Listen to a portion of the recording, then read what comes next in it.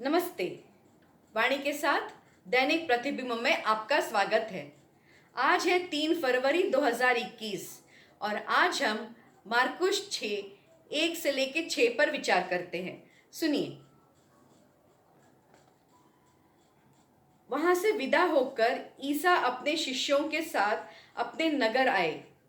जब विश्राम दिवस आया तो वे सभागृह में शिक्षा देने लगे। बहुत से लोग सुन रहे थे और अचंभे में पड़कर कहते थे, यह सब इसे कहाँ से मिला? यह कौन सा ज्ञान है जो इसे दिया गया है? यह जो महान चमत्कार दिखाता है वह क्या है? क्या यह वही बढ़ई नहीं है, मरियम का बेटा, याकूब, यूसुफ, युदस और सिमोन का भाई? क्या इसकी बहनें हमारे ही बीच नहीं रहती? और वे ईसा में विश्वास नहीं कर सके। ईसा ने उनसे कहा, अपने नगर, अपने कुटुंब और अपने घर में नबी का आदर नहीं होता। वे वहां कोई चमत्कार नहीं कर सके। उन्होंने केवल थोड़े से रोगियों पर हाथ रखकर उन्हें अच्छा किया। उन लोगों के अविश्वास पर ईसा को बड़ा आश्चर्य हुआ। यह प्रभु की वाणी है। मार्क के सुसमाचार इंडियाना जोन्स फिल्म की तरह है। शुरू से अंत तक नॉन स्टॉप एक्शन है और मार्क ने कुछ भी शामिल नहीं किया है जो कि कथा की गति को धीमी कर सकता है। नतीजतन हमें अक्सर एक कहानी का विवरण प्राप्त करने के लिए अन्य सुसमाचारों को देखना होगा। लेकिन आइए देखें कि मार्क पहले यहाँ क्या कहता है। यीशु अपने गृह नगर में वापस आ गया है और विश्राम के दिन वह सभागृह में पढ़ाना शुरू करता है। उन्हें सुनने वाले लोग आश्चर्यचकित हो जाते हैं, लेकिन यह एक संदेह है। यह एक सराहनीय विस्मय नहीं है, बल्कि अविश्वसनीयता है। इस आदमी को यह चीजें कहाँ से मिली?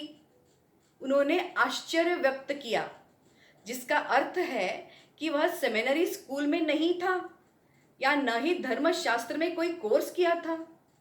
यह क्या ज्ञान है जो उसे दिया गया है? उन्होंने पूछा, क्योंकि अभी तक उन्होंने इन चीजों को कभी सुना ही नहीं था। उन्होंने कहा, कितने विलक्षण चमत्कार कर रहे हैं। उन्होंने सवाल किया और यह बात इसलिए कही गई क्योंकि निहित प्रश्न था, वह यहाँ कोई चमत्कार क्यों नहीं कर रहा है? मार्क हमें बताता है कि यीशु ने उनकी विश्वास की कमी के कारण वहाँ कुछ चमत्कार नहीं किया, सिवाय कुछ बीमार लोगों पर हाथ रखने के। क्या यह बढ़ई नहीं है? उन्होंने पूछा, जिसका मतलब था कि वह लकड़ी के काम के अलावा कुछ भी नहीं जान सकता है और यदि उसका व्यवसाय उसे ज्ञान प्राप्त करने के योग्यता नहीं दिया, लेकिन उसके वंश ने दिया। उन्होंने कहा, यह मेरी का बेटा नहीं है। उन्होंने यह कहा जिसका अर्थ था कि किसी को नहीं पता था कि उसके पिता कौन थे और क्या वह जेम्स, जोसेफ, जूडस, साइमन का भाई नहीं है। एक आश्चर्य यह है कि यह लड़के कितने परेशान करने वाले थे कि यीशु को उनके संबंध में आका गया। इस प्रकार इन सभी प्रश्नों का संक्षेप में प्रस्तुत किया जा सकता है।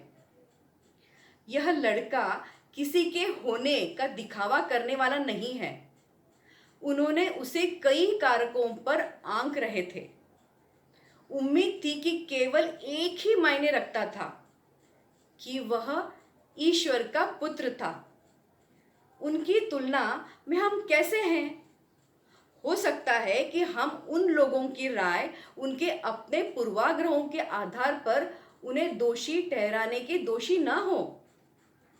जब हम किसी अलग रंग या पंथ या संस्कृति से किसी से मिलते हैं, तो क्या हम उनके लिए खुले होते हैं या हम बिना सुने ही उनके हर बात को खारिज कर देते हैं? लेकिन एक पल के लिए लोगों के बारे में भूल जाएं। हम यीशु को कैसे देखते हैं? क्या हम आज के सुसमाचार के लोगों की तरह उसका अपमान और अस्वीकार करते हैं, या वह जो कहता है उसे स्वीकार करते हैं और उसे अपने जीवन में अमल में लाते हैं? जो फल हम अपने भीतर पैदा करते हैं वह उस प्रश्न का उत्तर देगा। हम इसे बहुतायत में पैदा करें। यीशु का शांति और प्यार आपके साथ बना रहे। नमस्ते।